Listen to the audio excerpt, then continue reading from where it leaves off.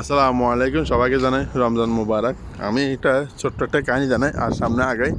এগুলো দিন আলজার রোজার মাসে আগের মাস ছিল দিন কত ২৮ মাস, ঠিক আছে। তো ২৮ মাসে আমরা মানে কি মোটামুটি ভালো একটা কাজ ছিল, সবাই মিলে মানে কাজ করছে এবং কি সবাই সিজন করতে। আর আমরা রুমে ছিলাম তারা মানে একটা ছিলাম ফেরাটা যদি কীরকম মনে করেন বলো দিয়ে যারা বিদেশ করে তারা ছিলেন বলো দিয়ে বা সিএডি।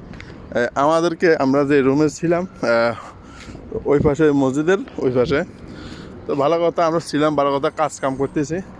হঠাৎ করেই আমাদেরকে বলতেছে সিএডি যে তোমরা রুম ছাড়ে দিত। তো রুম ছাড়ে দিলে আমরা কই যাবো এখন এই কাজের টাইমে, বলতেছে সেটা আমরা জানি না। তবে আমরা বলতেছি তোরা রুম ছাড়া দে। আচ্ছা ওকে, রুম ছাড়ে দেবো। এখন রুম কই পাবো?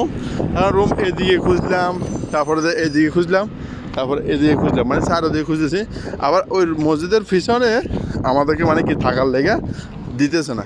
তো ভালো কথা দিতেছে না, এখন কী করতে হবে? ওইদিকে থাকবো শুধু ফ্যামিলি, কিন্তু আমাদেরকে থাকবো। এখন আমরা কোথায় থাকবো?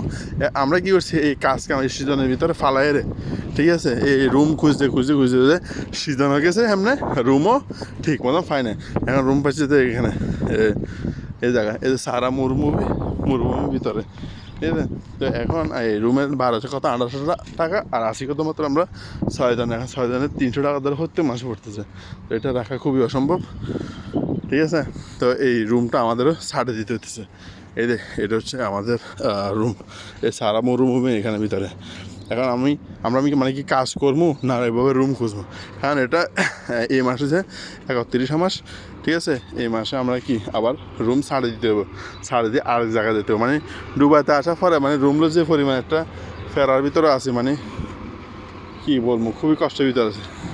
এটা হলো স্কুল বাস, আর এই হচ্ছে আমাদের রুম সারা মরুভূমির পাশে। তো এই দুবাইতে কারা কারা এরকম রুম নিয়ে ফেরাতে আছে জানিও, ঠিক আছে। মানে খুবই ফেরার ভিতরে আছি আমরা।